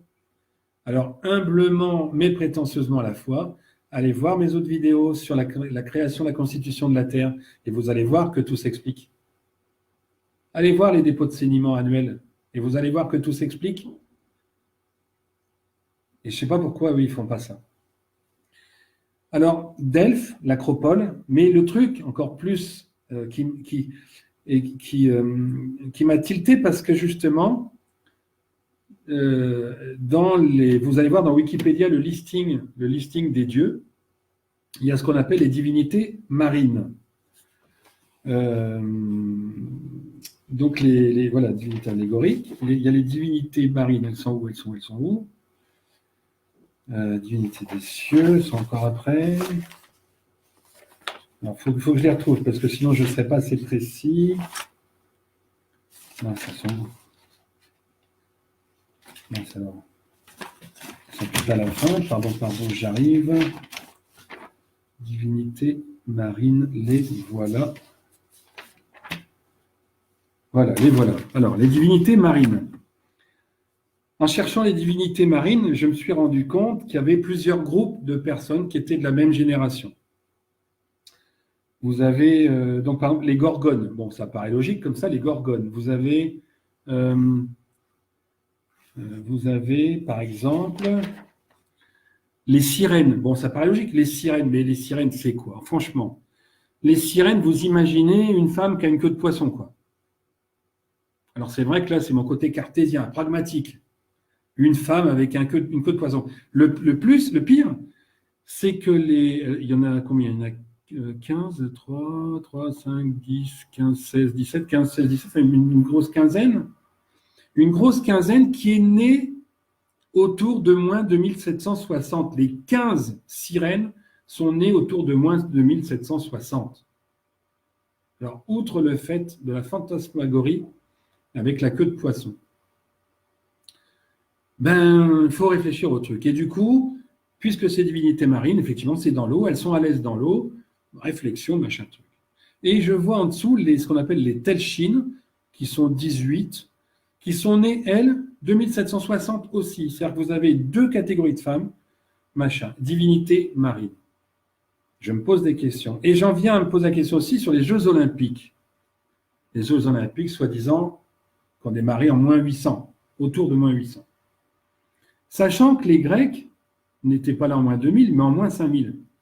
Vous reculez d'autant les Jeux Olympiques, voire même un peu plus. Et les premiers Jeux, en fait, ont eu lieu au sens compétition, pas forcément aussi organisé qu'après, évidemment comme nous aujourd'hui. Et en fait, les Jeux Olympiques ont démarré en moins 4353.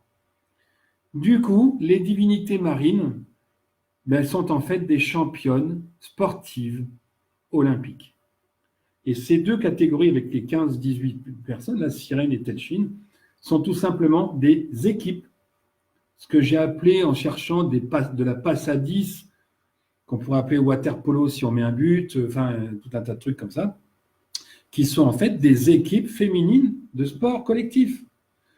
Et on le retrouve dans un certain nombre d'autres femmes, d'autres compétitrices, donc comme les gorgones, comme les gréées, comme les harpies, qui sont en fait des trios sportifs ou des quintettes sportifs. Comme aujourd'hui, vous avez des équipes, par exemple du saut, j'allais prendre le saut en longueur, même si ce n'est pas dans l'eau, les relais 4 fois 100 mètres, les relais 4 fois 800 mètres, etc., etc. Divinité marine, c'était des championnes olympiques sportives, enfin championnes olympiques, natation, machin, truc, bidule. Et les divinités, cette fois-ci, il y a le pendant, bien évidemment, au niveau des divinités masculines, et qui sont a priori les divinités terrestres, ou je ne sais plus comment ils appellent ça, qui sont là, des champions sportifs, course à pied, heptathlon, décathlon, enfin je ne sais pas trop toutes les catégories sportives qu'il y avait à l'époque, parce que ça, je ne vais pas demander, ça, je ne vais pas me payer mon temps là-dessus. Mais on le retrouve avec les dates de naissance, tout ça. Il y a les divinités médecine. Bon, vous avez du vétérinaire, vous avez vétérinaire, j'entends, il y a des obstétriciens sûrement, enfin, il y a des gens comme ça qui étaient connus pour leur qualité professionnelle. Aujourd'hui, pour vous, celui qui aime le sport aujourd'hui, c'est qui son dieu? C'est Carl Lewis? C'est qui? C'est Yannick Noah? Enfin, non, pardon, c'est une erreur. C'est Sébastien Loeb, enfin, je prends des noms qui arrivent comme ça. Pour certains d'entre nous, leur dieu, c'est un sportif. C'est Zizou. Zizou, c'était le dieu du foot. Pelé, c'est le dieu du foot. Les Grecs, c'est pareil. Ça paraît, je sais pas, ça me paraît évident maintenant. Enfin, moi, quand je le dis, ça me paraît évident. Alors, de la même façon, et je vais en finir avec les Grecs un peu, au moins aujourd'hui, deux autres points encore. De la même façon, on retrouve deux séries de femmes nées à la même époque, mais pas dans les divinités marines ou divinités terrestres, dans les autres divinités, deux séries de 10, 12, 15 personnes, qui en fait sont des sœurs, des prêtresses. Il y a une prêtresse, il y a des sœurs qui sont gardiennes de temples, dont une série est gardienne du temple où a été planqué l'Arche d'Alliance, au moment où Hermès, Hercule, Minos l'ont ramené. Donc, on retrouve des trucs vachement bien avec ces états civils. On arrive à regrouper le truc. Et enfin, le dernier point, c'est que ce qu'ils appellent les muses, l'ensemble des muses, il y en a 20, 30. Je me suis demandé ce que c'était que ces muses, justement, les muses qu'on admire, machin. Pourquoi elles sont belles? Mais elles sont belles sûrement. Mais pourquoi? Parce qu'elles sont blondes, parce qu'elles sont brunes, parce qu'elles sont rousses, parce que ceci, parce que ce sont des Miss Grèce. Et la réponse qui quelque part nous rappelle l'hyperborée, j'ai envie de dire, mais c'est peut-être une constante aussi en hyperostrée, c'est qu'en fait, ce sont toutes des rouquines. Les muses grecques sont des rousses ou des femmes avec beaucoup de taches de rousseur. C'était quelque chose d'apprécié. C'est curieux, hein? Il y a bien une raison. La raison, c'est non, justement, c'est que la raison, c'est pas des dieux qu'on a fabriqués, qu'on essaye de nous vendre pour justement tricher sur beaucoup d'autres choses. Hein, on est dans le celtisme, on revient au paganisme, les païens, le gaélique, on revient à la source, puisqu'on est en train de boucler la boucle, on revient après 12 000 ans à la nature et à la source pure. La source pure, ça veut dire que tous ces peuples-là, il faut aller les rechercher pour démontrer le mensonge global qui est le nôtre, dans lequel on vit encore plus aujourd'hui avec l'illusionnisme. Hein, j'ai dit que je la ferai plusieurs fois, dans lequel donc on est aujourd'hui ce mensonge.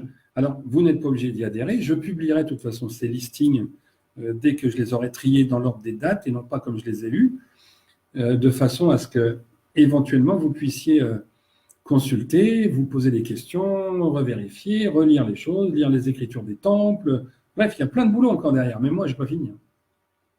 On n'a pas fini, et après, j'enchaînerai sur l'hyperborée, sur Israël, sur l'hyperostrée dans 3 mois, quand ça sera prêt.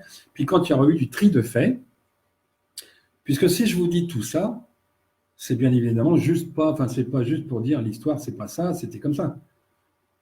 C'est surtout faire comprendre, pour ceux qui découvrent aujourd'hui un peu plus ou ceux qui découvrent complètement, c'est que ce qu'on vit aujourd'hui, c'est lié à tout ça. Hein. Ce mensonge global, qui donc, pour revenir à la maçonnerie et le templier médiéval ou à la maçonnerie au milieu du XVIIIe, l'instauration du dieu argent, des banques, du mensonge lié à l'antisémitisme, du mensonge lié aujourd'hui au sosie Macron, fameux Thomas, le mensonge par rapport à Hitler qui est petit-fils de Salomon de Rothschild, Manu qui est fils de David de Rothschild, Emmanuel fils de David, Adolphe petit-fils de Salomon, ça fait quand même beaucoup de similitudes qui nous enfouit aujourd'hui dans l'illusion, qui nous perverti avec une gay pride. Je reviens donc au fameux Bilal, les chansons, j'en ai rien à foutre. Et lui, à la limite, je m'en fous aussi. Ce qu'il faut juste voir, c'est que lui aussi est un symbole de la perversion dans son ensemble.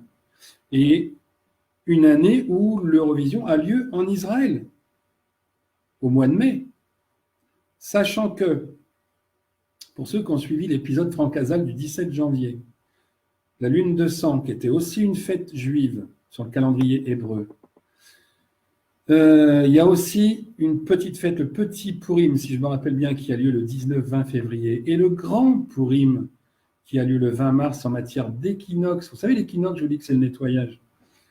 Bon, tout ça, ça précède, le Purim va précéder les élections israéliennes, les élections européennes, et puis je ne sais plus ce que m'a dit Marie tout à l'heure, les d'autres élections, pareil, au mois de mai. Va y avoir un sacré merdier. Et tout ça parce que tous ces mensonges-là ont été mis à la trappe, parce qu'on a bâti mensonge sur mensonge pour vous priver de la connaissance, parce que je ne sais plus quel philosophe ou quel écrivain, quel scientifique a dit, en privant le peuple de connaissance, on s'accapare le pouvoir. Bon, il n'a pas dit comme ça, hein, mais vous vous en rendez compte à chaque fois. L'illusionnisme jusqu'au point de programmer des militaires aujourd'hui pour tuer avec des flashballs, des sous-sols inondés de militaires programmés et de fichiers S prêts à bondir. Tout ça, c'est l'avènement souhaité par le monde satanisme, qui est surtout le monde sioniste. Si je parle de Bilal, c'est parce que faites pas tous comme moi, sinon je vais gagner moins. Mais si l'Eurovision a lieu, ce dont je doute vivement, si elle a lieu, je mise, ce que je peux, donc je mettrai 10 €, mais je mise 10 € sur lui. Hein. C'est joué d'avance, tout comme, dans une proportion différente, Miss Univers, il y a 2-3 ans, qui était française, la Coupe du Monde de foot qui revient en français alors qu'ils jouent comme des casseroles ou des pingouins, qui ne méritent jamais, et l'achèvement, le couronnement du tout, l'ONU ou l'Union européenne, chanteur en partie marocain en Israël, le sionisme gagne sur beaucoup de plans, quoi. Donc voilà. Alors, je ne vous donnerai pas le nom de Thomas parce que le nom que j'ai n'est pas le bon. C'est là encore un produit de partouze avec une mère connue qui doit être, donc Thomas doit être, pour ceux qui suivent l'actu, Thomas, c'est probablement le demi-frère de Manu. Je vous laisse deviner de quel côté, père ou mère. Et puis, comme le satanisme dans ses tenues finit toujours par une partouze, je vous laisse deviner comment il est arrivé. Et par qui? Alors, j'ai déjà ma petite idée, mais je préfère faire le matin. Donc, le soir, j'ai un doute.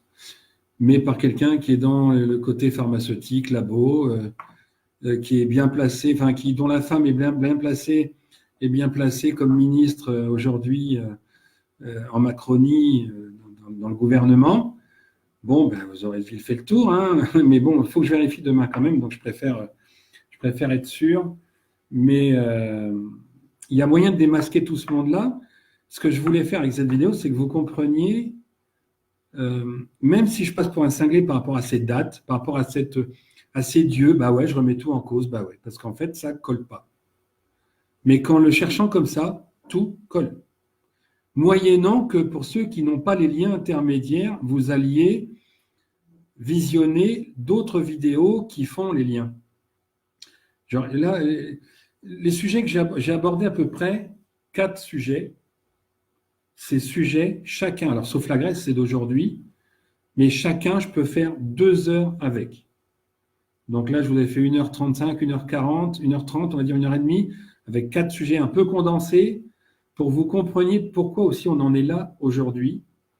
Pourquoi il faut continuer d'observer ce qui se passe avec ce sosie qui, soi-disant, maigrit? Oui, il prend un produit qui n'est pas forcément de la coque, mais il faut l'entretenir, tout ça. Observez ce sosie qui parle de profil, les lèvres pincées d'un ordinateur, parce qu'il a les fils, qui arrivent dans la commissure des lèvres, et la fameuse puce, l'implant qui est là sur les cordes vocales. Clonage vocal. Masque, mission impossible, clonage vocal. Mais le masque ne change pas le nez qui est crochu aujourd'hui, qui était aquilin avant, ne change pas la longueur des oreilles qui sont plus en arrière et qui sont plus allongées, la forme du crâne qui est plus en arrière, plus allongée, les orbites qui sont plus profonds, l'implantation des cheveux qui est en arrière pour Macron et qui est droite pour lui, le menton qui est beaucoup plus pointu, et surtout les 10 kilos en moins, et les 12 ans de moins, et les 9 ans de moins. Au jeu au jeu que j'avais proposé des 7 différences, et oui, en fait, j'avais triché, il y en avait que 5, visibles clairement. Aujourd'hui, vous pouvez en mettre 10. 2 autres points à ce sujet, plusieurs points à ce sujet encore. Il ne zozote plus, il n'a plus le même vocabulaire. Et un autre point d'un peu vicieux de ma part, j'avoue, c'est que Emmanuel Macron avait toujours sa veste fermée ou ses mains devant son entrejambe, parce qu'étant de sexe féminin, pas de relief, ça se voit. Aujourd'hui, les postures, aussi bien assises que debout du sosie, qui est lui un vrai homme, ne laissent aucun doute à ce sujet. Je vous invite à regarder ces vidéos, ces discours quand il est debout, veste ouverte, naturelle, tranquille, pendant que l'autre avant était toujours en train de planquer. Je vous laisse donc supputer de ce qu'il en retourne, de cette posture quand il est assis, jambes très écartées, désinvoltes, qui sont celles, bien évidemment, d'un homme. Hors bienséance, même pour un homme en réunion comme ça, mais ô combien hors bienséance pour une femme. Ce que l'autre ne faisait bien évidemment pas. L'autre était bien souvent les jambes croisées. Sauf en entretien télé, mais très souvent les jambes croisées. Et donc il y a tous ces détails-là que normalement les journalistes dignes de ce nom qui le voient régulièrement devraient voir, devraient appréhender et devrait se poser des questions. Voilà, en tout cas, bon, il y aura plus, je vous dis, je mettrai la liste quand j'aurai plus d'infos sur les Grecs, d'autres détails éventuellement, je referai un point. Je referai un point s'il y a d'autres divinités, d'autres interprétations à donner, il y en aura sûrement. J'ai essayé d'être concis. J'espère que ça vous aura fracturé un petit peu plus le crâne pour que vous compreniez qu'en fait, Égyptiens, Grecs, Nabatéens, Celtes sont vraiment des païens, que ce sont eux qui devaient convertir Jérusalem au paganisme et que le terme de parabole n'a pas été choisi pour rien, mais les Juifs l'ont inversé, la parabole. Et on fait croire à tout ce qu'on voit aujourd'hui. Tout ce qu'on voit aujourd'hui, et le terme illusionnisme prend tout, mais absolument tout, son sens. J'espère que vous aurez compris ça, que vous partagerez, que vous aimerez si vous voulez, enfin moi ça ne m'apporte rien, donc ça fait plaisir, oui, que vous partagerez, que vous exporterez cette parole, même à des gens qui ne sont pas d'accord, je m'en fous, ils se rendront compte plus tard que c'était justice et vérité dans son ensemble. Il y a peut-être des points à préciser, je les donnerai au fur et à mesure, parce que je n'ai pas peur de revenir, tout comme on l'a fait pour le 17 janvier, de dire qu'on s'est trompé parce qu'on a superposé les choses. Mais il faut bien comprendre qu'aujourd'hui, tout marche dans un ensemble et qu'on est arrivé à un avènement qui prouve une fois de plus qu'on est bien pendant le chaos et que tout doit s'inverser. Donc, il vous appartient à chacun de partager, non pas parce que c'est moi, je m'en bats, mais de partager parce que les autres aussi ont le droit de comprendre ce qui leur arrive. Et que jusqu'à maintenant, je ne connais personne qui donne tous ces détails et qui cohésionne le tout. Alors maintenant, voilà. Oui, à la limite, je me brosse un peu, à la limite, je me mets un peu de pommade si on veut, chacun l'interprète à sa manière, ce qui est certain. Et je répète, ceux qui n'ont pas vu les vidéos précédentes, depuis donc le 18 août, vous vous rendrez compte que tout se tient, que tout est lié, et qu'à chaque fois, l'engrenage se fait et il est extraordinaire. Et comme on disait avec plusieurs d'entre vous dans la journée aujourd'hui, sur le terrestre, le GPS déconne parce que le pôle bouge vite, 55 bornes au lieu de 15 par an, je crois, ou par mois, non, par an. Enfin, je ne sais plus, enfin, c'est de 15 à 55, on va dire, bon, il a multiplié par 3. Et alors que nous, on est basé sur le GPU, Grand Plan Universel. Celui-là, il n'est pas prêt de déconner. Si le GPS déconne aujourd'hui, c'est parce qu'il faut qu'on se mette au GPU. Pas au GPL, trop cher, mais au GPU. Voilà, donc j'espère que ça vous aura un petit peu poussé, un petit peu effectivement contrarié dans vos convictions, dans ce que vous savez de l'histoire, mais en tout cas, même moi je découvre au fur et à mesure, et franchement, c'est le pied, hein, parce que c'est d'une cohérence que je n'attendais même pas. Cette histoire de rouquine, de championne olympique, Gaïa qui est la matriarche, voilà, mais bon, Gaïa la matriarche, comme Marie, comme Salomé, donc la reine de Saba, à chaque fois, c'est une dame d'importance qui est là. Et les Juifs, c'est le seul peuple qui ne repose pas sur une matriarche. Le seul. Tout est dit. Société matriarcale. Pourquoi on est en patriarcat? Depuis notamment la Révolution, où c'est encore plus flagrant, parce que le sionisme a pris le pouvoir. Simple comme bonjour. Allez, je m'arrête là. J'arrête là. Pour les questions, peut-être pas maintenant parce que non pas que je sois fatigué, mais je ne voudrais pas que l'ordinateur coupe pendant qu'il y ait une ou deux questions. Pour les questions, je vous invite à me les donner en privé ou sur le mur ou en privé avec respect si possible, sauf si je ne le mérite pas. mais auquel cas je saurai répondre aussi. Toute question sera normalement répondue, pas forcément ce soir, mais demain matin, après-demain, enfin dans les jours qui viennent, n'hésitez pas. Salut à tous, bonne soirée aussi, merci d'avoir été là, merci d'avoir suivi, et merci encore aux fidèles, merci aussi à ceux qui m'aident. Merci donc à ceux qui m'aident, qui me dépannent, qui vont sur le Litchi, YouTube. La vidéo sera sur YouTube demain, normalement, si j'ai le temps demain matin. Et puis, ma foi, merci à tous ceux qui participent et qui m'encouragent au quotidien dans la mesure de leurs possibilités. Merci beaucoup, beaucoup, beaucoup. Bonne nuit et donc à demain pour ceux qui ont des questions ou pas. Et puis, ma foi, très belle soirée à tous. Ciao, bye et le bonjour de l'esprit templier, des Égyptiens, des Grecs, des Gaulois, des Celtes, des Gaéliques. Et à bientôt. Bisous à tous. Ciao.